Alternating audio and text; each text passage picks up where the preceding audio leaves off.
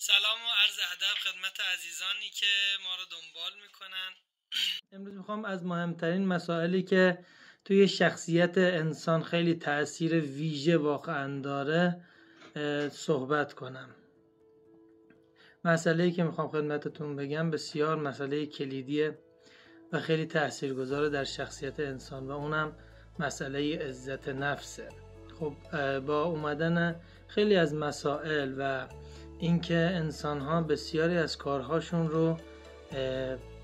تکنولوژی انجام داد و بسیاری از کارهاشون رو کسای دیگه انجام میدن،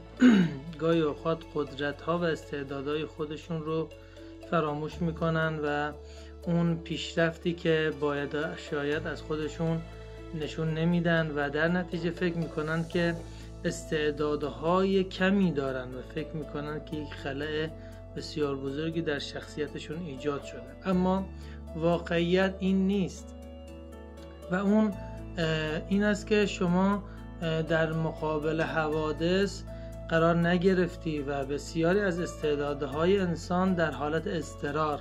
و استرس و ایجاد حوادث مشخص میشه که در چه موقعیت و در چه قدرتی هست و در چه قدرتی جای داره. امروز میخوام یکی از مهمترین پله‌های عزت نفس خدمت عزیزان عرض کنم. اونم این است، سرتیترش اینه: مسئولیت کامل زندگیت رو خودت باید بر عهده بگیری. تمام قدم‌های خوب و بدی که شما در زندگی به وجود آوردید و ایجاد کردید، عامل اصلی و 100%شون خودتون بود. نه در قدم‌های خوب و عالی کس دیگه 100% بوده و نه در قدم‌های منفی و اشتباهاتی که در زندگی همه ما وجود داره. این رو باید بدونیم که آنچه که ما در زندگی انجام دادیم تمام 100% با اختیار خودمون بوده و خودمون عاملش بودیم، پس باید 100% مسئولیت زندگیمون رو خودمون بر عهده بگیریم. خب وقتی که این فکر و این تصور درست رو ما از زندگی داشته باشیم، یعنی عامل بدی و خوبی، پیشرفت‌ها و ناکامی‌های زندگیمون رو خودمون بر عهده گرفتیم،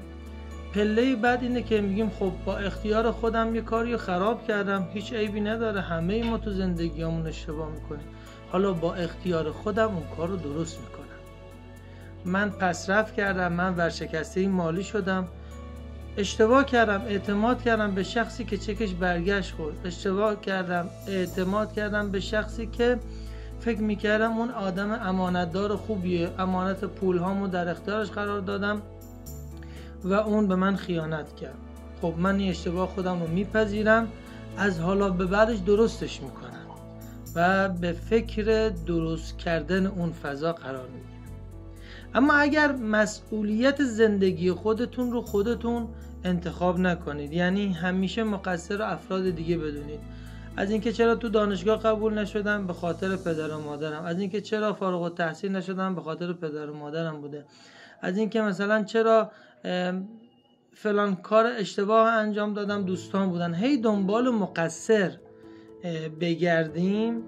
این باعث میشه که شما حل اون مشکل رو هم بندازید گردن دیگران. البته تو تصور خودتون بندازید گردن دیگران، چون که اصلا دیگران براشون مهم نیست شما چه زندگی دارید. همون دوستی که اون مشکل براتون به وجود آورده به هیچ وجه براش مهم نیست شما زنده بمونید یا حتی بمیرید و اصلا به فکر این نباشید و منتظر این نباشید که فکر کنید اون مشکلی که اون شخص به وجود آورده یا حتی نزدیکترین فرد خانواده شما، پدرت، مادرت، حالا میگم علت اصلیش خودت بودی ولی خب حالا شاید زمینه‌هاش رو اون شخص انجام داده، مطمئن باشید که اون زندگی خودش برای خودش مهمتر از همه‌ست، سیو خودش مهمتر از همه چیزه، نه زندگی شما. پس وقتی که علت اساسی مشکلات، پیشرفت‌ها و همه چیز در زندگی خودتون رو خودتون بدونید، در فضای بعدی و پله بعدی به دنبال این هستید که اون کار رو درستش کنید، اصلاحش کنید، پیشرفتش بدید. اما اگر علت رو افراد دیگه بدونید، همیشه منتظر هستید که اون افراد بیان زندگی شما رو درست کنن و اونا هم هیچ وقت این کار رو نمی کنن. پس مسئولیت اساسی و مهم زندگی خودمون هستیم. تا پله های بعدی عزت نفس شما رو به خدای منان میسپارم.